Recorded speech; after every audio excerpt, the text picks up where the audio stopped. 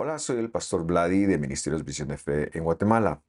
Hemos recibido el encargo de hacer un desarrollo del Evangelio, es decir, de los libros del Nuevo Testamento, en su cosmovisión judía del primer siglo, tal y como lo pensaron los escritores, especialmente Pablo, Juan y los que hemos estudiado. En ese sentido, hemos ya hecho algunos desarrollos como Gálatas, Hebreos, Apocalipsis, y ahora estamos haciendo Romanos. Espero que esto le permita crecer en su entendimiento de la escritura y su conexión con el Testamento de los Antiguos.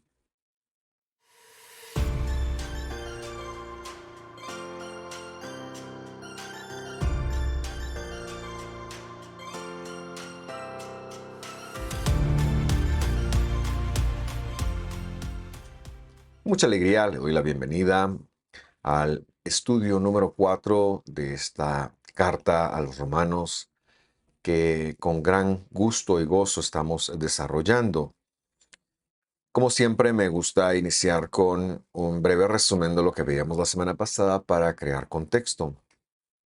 Y en su saludo veíamos que Pablo deja una declaración contracultural, especialmente en la capital del imperio, que luego será esa iglesia que al final siempre querrá tener una preponderancia, una influencia, y que en el siglo cuarto pues creará muchos problemas.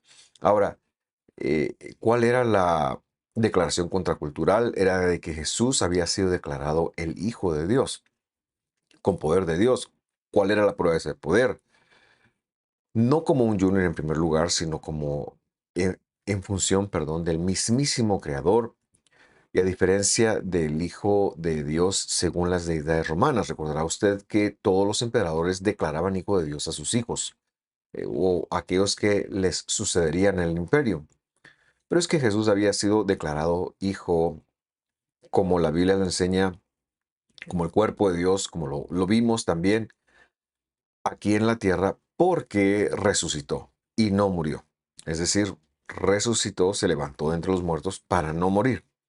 Vamos a tomar la lectura a partir del versículo 8 y leemos, dice, primeramente doy gracias a Dios, a mi Dios, acerca de todos ustedes, de que vuestra fe es predicada en todo el mundo. Este verso nos invita a una larga reflexión para sentar bases de conceptos que pienso yo serán muy importantes, no solamente en el resto de la carta, sino en la medida que usted, si quiere hacer una lectura seria del Evangelio, trate de ver más allá de lo que se les ha interpretado en el castellano. Por eso hablábamos hoy de fe, mundo y espíritu como el tema. Así que señalamos que en primer lugar, si usted compara y lleva una lectura con una Biblia en castellano, una traducción castellana al castellano de la escritura, es, creo yo, como debemos de llamarle, y hace esa comparación, se va a dar cuenta que no tradujimos por medio de Jesucristo o de Jesús el Cristo. Y la razón de ello es porque existe una nota en el griego del código sinaítico que considera a esta parte por medio de Jesús el Cristo, lo considera como un agregado posterior. ¿Y por qué decimos esto? Porque el Codex Sinaiticus en el siglo, que es un Nuevo Testamento del siglo cuarto, que incluye a su vez partes de la Septuaginta, omite, y por lo tanto la crítica textual ha dicho que lo más probable es que esto sea un agregado quizás con el fin de justificar la Trinidad cristiana. Luego, el siguiente concepto o que quisiera que entendiéramos es que, ¿qué quiere decir la palabra fe para nosotros? Porque la vemos mucho, especialmente en el Evangelio, en el Nuevo Testamento, y que a partir de hacer el desarrollo de lo que implica la palabra fe o cómo ha de entenderse la palabra fe, a partir de ahora vamos a presumir, vamos a dar por sentado que esto queda claro, de tal forma que cada vez que nos refiramos a ella como fidelidad, que es la palabra a la cual queremos llegar, pues tenemos todo este contexto en desarrollo. Y un poco de esto ya habíamos hablado la primera semana, o la semana pasada, perdón. La fe como la fidelidad, refiriéndose a Dios mismo, o la fe como el resultado de la educación de Dios, la educación divina. Entonces, empezamos señalando que la fe hoy en día, cuando usted habla de fe con cualquier persona, no necesariamente es un concepto espiritual o religioso. Es que fe hoy en día es la habilidad humana de confiar o de creer en algo, es poderse concentrar. Y cualquier libro de autoayuda, cualquier seminario de positivismo, encuentra en la fe uno de sus bastiones para predicar, la confianza en uno mismo, la confianza en el creer de que las cosas pueden darse. Pero ese no es el sentido que la escritura le da. La escritura no ha hablado de una capacidad humana de creer o confiar, ni siquiera para confesar a Jesucristo como su Salvador. Porque, como lo veremos hoy, esto es siempre una dádiva de Dios. Y este desarrollo está entonces pensado para que podamos hacer ese ajuste, ese ajuste. En primer lugar, citamos a Pablo en Efesios 2:8 y leemos, porque por gracias sois salvos por la fe, han traducido. Y esto, y yo le puse entre paréntesis ahí la fe, que es la referencia del apóstol, no es de ustedes. No es de ustedes. El verbo cero estar ahí está implícito, no está en el original, pero está implícito. No de ustedes. Esto no es de ustedes. ¿Y qué es entonces? Es don de Dios. Por lo tanto, ni la gracia ni la fe son humanas. Son un don de Dios. Saulo de Tarso nos está enseñando entonces que la salvación es un regalo de Dios, que ni siquiera respondiendo con fe podemos acceder a Él, porque si Dios nos llama, no existe tal cosa. Es una gracia, es un don, es un regalo de Dios, quien por medio de la fe, y vamos a ver entonces qué es la fe, o seguir haciendo ese desarrollo de lo que la fe es.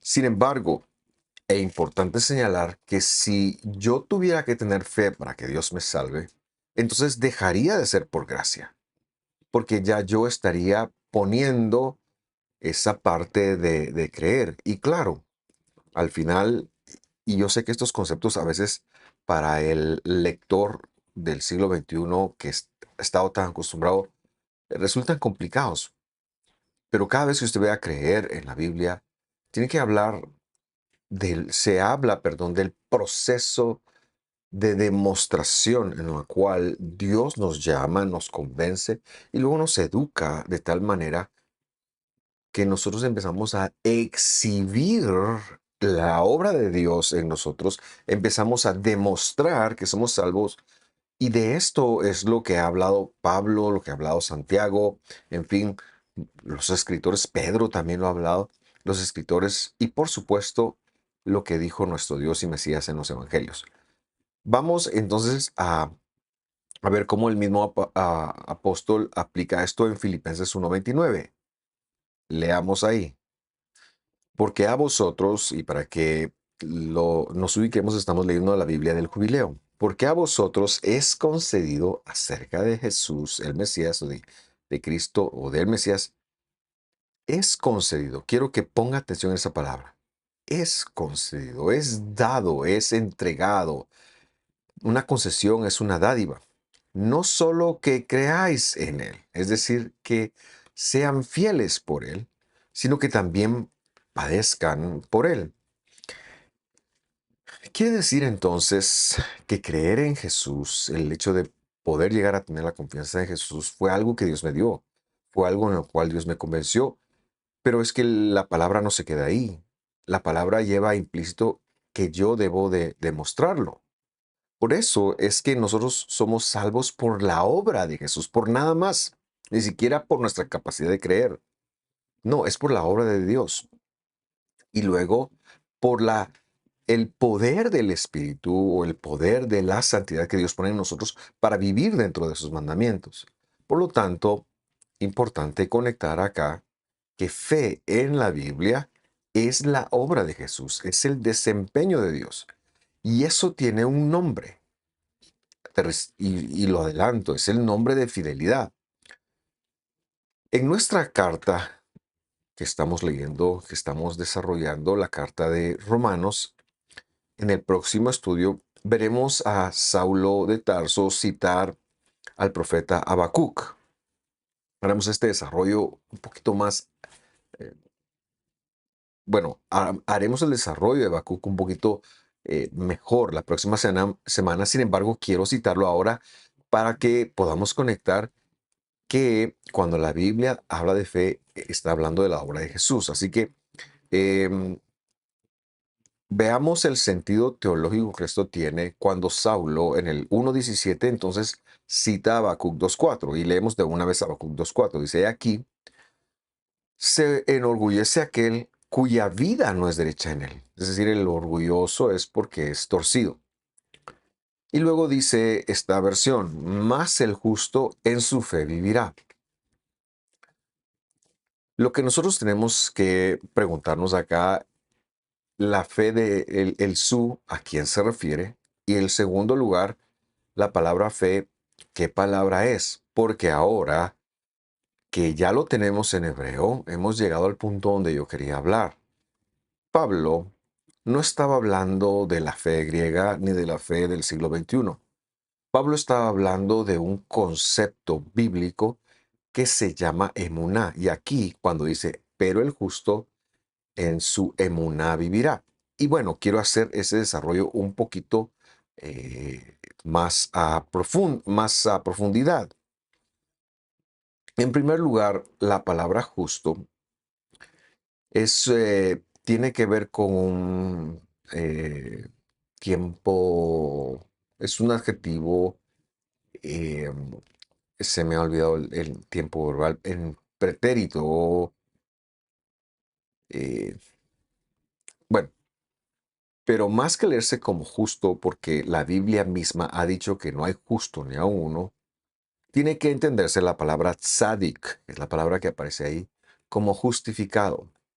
No es lo mismo un justo que nunca hace algo malo, que solamente sabemos que hay uno justo, que un justificado, es decir, alguien que es un receptor de la justificación que Dios imputa en él. En este sentido, por ejemplo, cuando la Biblia habla del justo Noé o justo Lot, traducen, no debemos de pensar en la justicia de Lot. Lot no era justo. Lot era un justificado, como lo fue Abraham, como lo fue David, como lo fueron todos los grandes del Testamento de los antiguos y como lo fue Pedro y como lo fue Juan y como somos nosotros. Nosotros no somos justos, porque la Biblia ha dicho, justo no hay ninguno, justo solo Dios.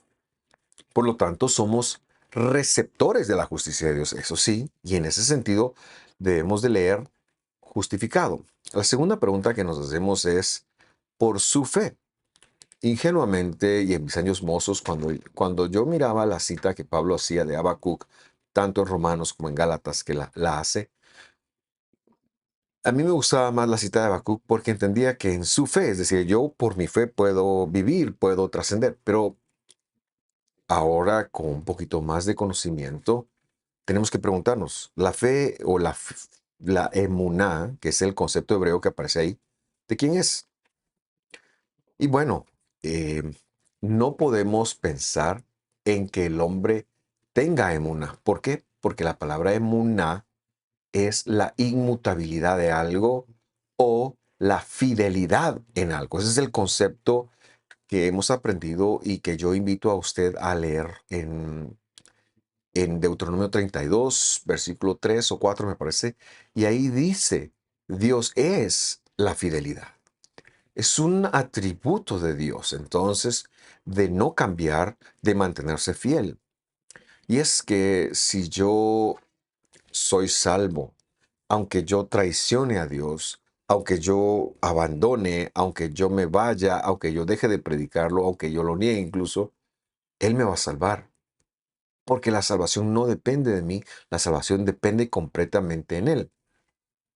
Por lo tanto, la correcta forma de interpretar este versículo sería, más el justificado, y yo quiero que usted note lo que está diciendo, por su fidelidad, es decir, la de Dios, y de hecho, la Septuaginta cuando hace esa traducción lo dice, Dice el Señor, mi fidelidad vivirá. Ahora, esto hay que permitir que asiente en nuestro corazón. El justificado, o sea, usted y yo cuando somos justificados, por la fidelidad de Dios, vivirá. ¿Y qué es eso de vivir? Es que Dios no tiene en mente la temporalidad de esta vida. Aquí está hablando de la eternidad y por eso es que el texto dice aquí, se enorgullece aquel cuya vida no es derecha en él. Es decir, la persona que no es salva tiene un orgullo por la vida, pero el justificado, él sabe que por la fidelidad de Dios, por la gracia de Dios, es que va a recibir la vida eterna. Aquí está hablando de la vida eterna. Sí, porque el mensaje de la Biblia siempre fue la vida eterna. Porque el mensaje de la Biblia siempre se trató de que Dios iba a reconciliar a una parte de la humanidad con Él para tener relación con Él. Por eso Dios escoge un pueblo y por eso ese pueblo es una constante desde que escoge a Abraham y hasta los días nuestros. La iglesia no ha venido a sustituir a Israel, ni el Israel como nación de hoy representa este Israel del cual estoy hablando, el Israel bíblico. No, es que Israel en la Biblia es el nombre del proyecto de Dios y ahí van a entrar como descendientes espirituales de Abraham, ahí van a entrar todos aquellos que crean en Cristo Jesús. Es parte del desarrollo que esta misma carta hará. Por lo tanto, cuando hablamos de fe en la Biblia, es don de Dios, no tiene nada que ver con nosotros, es el desempeño de Dios y es muy importante conectarlo de esa manera.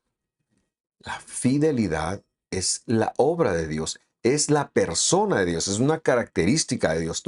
Lo que estoy diciendo es dar sinónimos al respecto.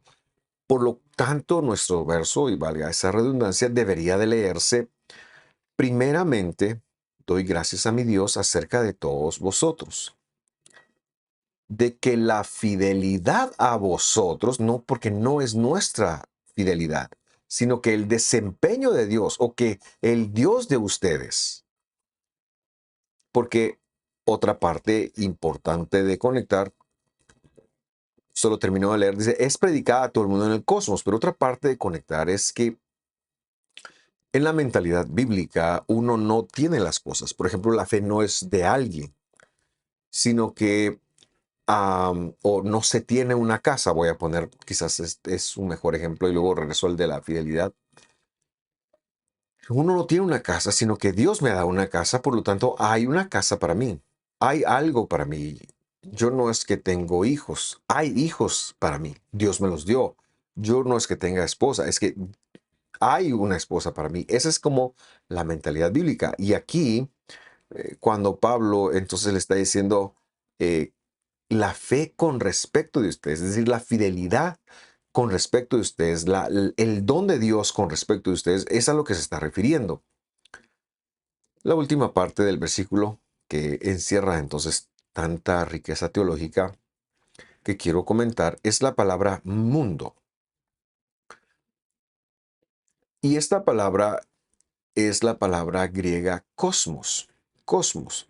En la cultura que va a recibir esta carta, que son romanos probablemente gentiles en su gran mayoría ahora, pero ahora que el mundo judío se está reintegrando, necesitan esa explicación. Pero en la cultura romana, en la cultura griega y en cualquier otra cultura de este momento en todo el imperio romano, excepto en la judía, el cosmos no necesitaba ninguna intervención de Dios. Es decir, aquí hablando de que la fidelidad, la obra de Dios, entonces está siendo predicada en todo el mundo, esto también pasa a ser una información o una declaración contracultural. Para las culturas y seguramente para muchos que ya están dentro de la sinagoga, es chocante pensar en que Dios tenga que ser predicado en este mundo y que nosotros tengamos que hacer un cambio, porque para ellos el cosmos era lo perfecto. El mundo para ellos no necesitaba la intervención de ninguna deidad. Eso lo había delegado en las personas. Es que es la fe bíblica, la fe del judío del primer siglo, la que se encarga de decir, no, este mundo está mal. De hecho, en la teología judía del primer siglo, este mundo se conocía como el Olam Hoshech, y eso quiere decir el mundo de la oscuridad. Y por eso es que cuando hay un creyente acá, cuando nace un creyente a la vida eterna, cuando alguien recibe a Jesús en su corazón, cuando Dios llama y hace esa transformación, se prende una luminaria, porque este mundo es un mundo de oscuridad. Este mundo es el mundo que usted puede darse cuenta. Por ejemplo, si dejamos una casa desocupada, tenderá al deterioro. Esto se conoce, creo yo, como la ley de la entropía. Entonces, para esta cultura, las deidades de ellos estaban en otro round, hacían sus cosas allí, hacían sus, de hecho, mucha inmoralidad sexual. Pero es que este mundo no necesitaba de su intervención. Con respecto de los dioses, este mundo estaba perfecto. Claro, lleno de injusticias, lleno de problemas, pero para ellos los dioses ya no iban a intervenir, porque ya no intervenían. De hecho, esta palabra cosmos es la que da el origen al cosmético que asociamos con la belleza de las mujeres como en el sentido de perfeccionar. Entonces, en la mentalidad bíblica, Dios tiene que venir a este mundo, Dios tiene que ser predicador en este mundo, porque este mundo está mal, este mundo necesita ser transformado y la única esperanza de este mundo es la fidelidad, es decir, el desempeño de Dios disminuido, venido a la tierra, entregando su vida y dando su vida por nosotros, es decir, de nuestro Mesías y Dios, el Señor Jesucristo. Para ellos, que esa fidelidad se tenga que predicar ha de haber sido chocante. Versículo 9, siguiendo con nuestra lectura. Porque testigo me es Dios, al cual sirvo en mi espíritu. Este es el tercer tema de esta que queremos desarrollar el día de hoy. Yo le puse ahí en mi espíritu o poder para mí, recordando lo que hemos mencionado de la mentalidad original. Yo no es que tenga un espíritu, sino que hay poder para mí. En el Evangelio de su Hijo, que sin cesar me acuerdo de ustedes siempre en mis oraciones.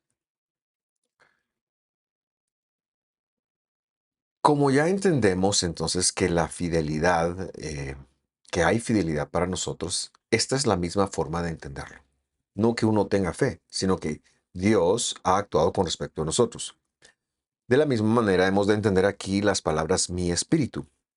Pablo está hablando del poder de Dios. De hecho, la palabra neuma es la que usa en el griego, pero neuma no habla como pudieran haberlo visto algunos de los receptores de esa carta y como se veía fuera del mundo bíblico en el primer siglo de un espíritu o un ser o algo separado de la vida de Pablo. No era un espíritu que había entrado en Pablo. Pablo era este desarrollo de una forma muy sabia y muy enfática en los capítulos 6 y 7 cuando dicen que muchos decían ahí es que mi cuerpo peca, pero mi espíritu no peca. Y Pablo dice tal cosa no existe. Y esa dualidad no existe, perdón. Cuando la persona peca, peca toda ella, la unidad de la persona. Entonces, aquí no está hablando de un ente separado, sino aquí está hablando de, como hemos también enseñado muchas veces, la palabra rúa, que es el concepto original bíblico que han traducido como espíritu, se refiere al ánimo de las personas, se refiere o al ánimo de Dios, se refiere al poder, pero en este caso es muy enfático que se está refiriendo al poder de Dios que opera en Pablo. Es decir, por eso es que yo traduje ahí poder para mí. Este poder, llamémoslo así, es el que cuando somos salvos, Dios pone en la persona para que, como lo mencionaba hace algunos instantes, esta persona pueda conectar que debe de seguir y cómo seguir la educación de Dios. Y vemos que desde siempre a las personas que venían y empezaban el camino de Dios, el camino de seguir a Jesús, se les exigía que se apartaran tres pecados. Esto es importante siempre recordarlo: la inmoralidad sexual, la idolatría y el no tomar la justicia por sus propias manos, que es lo que quiere decir no matarás, como un punto de partida. Si ustedes están dispuestos a apartarse de estos tres, entonces reconocemos que Dios ha hecho la obra de salvación en ustedes. El resto lo pueden aprender. Pero para aprender eso, las personas necesitaban la infusión del poder de Dios. Esto es lo que es Ruach HaKodesh. Esto es lo que es espíritu. Esto es lo que es el poder de Dios obrando en nosotros. Cuando alguien es creyente, el poder de Dios viene a obrar en él y no se aparta de él. Estará con él hasta que muera, porque ese es el poder también que lo levantará de los muertos. Versículo 10. Dice Pablo que estaba en sus oraciones rogando: si al fin tendré, por la voluntad de Dios, próspero viaje para ir a ustedes. Pablo está diciendo en sus oraciones que un ciudadano romano, Pablo es un ciudadano romano, pero con la teología bíblica está hablando de que si es la voluntad de Dios que él vaya, él va a ir y va a ir a, a poner orden en esta congregación que se ha quedado sin la instrucción de los que sí saben porque han sido expulsados por el emperador. Pero que de ser así, él entonces irá a poner orden. Por eso es que él está pidiendo, está orando, está rogando, porque él quiere ir a poner orden. Verso 11. Porque deseo veros. Y luego vemos expandir esta idea para repartir con vosotros, más bien dicho, entre vosotros debería entenderse esto, algún don espiritual para confirmaros. La palabra don es la palabra carisma. Y un carisma es un aspecto del poder de Dios, del Ruach, del Espíritu, como lo han traducido. Por lo tanto, son incorruptibles. Y Pablo está diciendo: quiero impartir, quiero repartir, porque es lo que Dios me ha mandado a hacer entre ustedes, eh, carismas, dádivas, actitudes, acciones. Quiero tocar el carácter de ustedes con los carismas incorruptibles, es decir, con la palabra de Dios. Lo que él está hablando es de que él tiene en su corazón el ir a enseñarles lo que está en la escritura, cómo vivir dentro de la Torá, porque los carismas no se pueden ver, pues los dones espirituales no se pueden ver afuera de la escritura. No son para los de afuera, son para los de adentro, son para los salvos que, teniendo el espíritu una vez, teniendo el poder de la santidad dentro, entonces Dios empieza a actuar en sus temperamentos, en sus caracteres, perdón, empieza a actuar para que esta gente viva la escritura. Los dones vienen de conocer la escritura, de conocer la palabra de Dios. Y esto, dice Pablo, esto los confirmaría, es decir, los afirmaría aún más en Dios. Ahora mismo ustedes no se ven como muy creyentes, no han estado llevando la congregación de la mejor forma posible, ya no están aquellos que saben Biblia. Necesitamos corregir eso. Y luego dice en el versículo 12: para ser juntamente consolado con vosotros por la fidelidad común. Ahora ya, como se lo había dicho, vamos a tomar el término fidelidad en lugar de fe, y ya usted sabe que se puede bien referir a la obra de Dios o bien a la educación divina. Y entonces dice: para ser juntamente consolado con vosotros por la fidelidad común, vuestra y mía. Aquí entonces la fidelidad, ¿a qué se refiere? Se refiere a la educación, porque está hablando de carismas.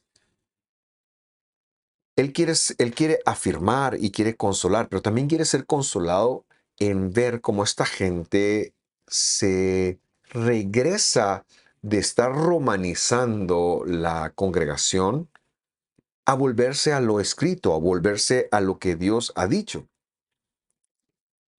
Por eso, para Pablo, era muy importante que esta gente conectara la fidelidad de Dios en función de la salvación, pero luego también en función de la responsabilidad que un creyente tiene, la cual es aprender a ser como Dios. Y por supuesto, esta es una obra intencional y un desafío que tenemos todos los creyentes.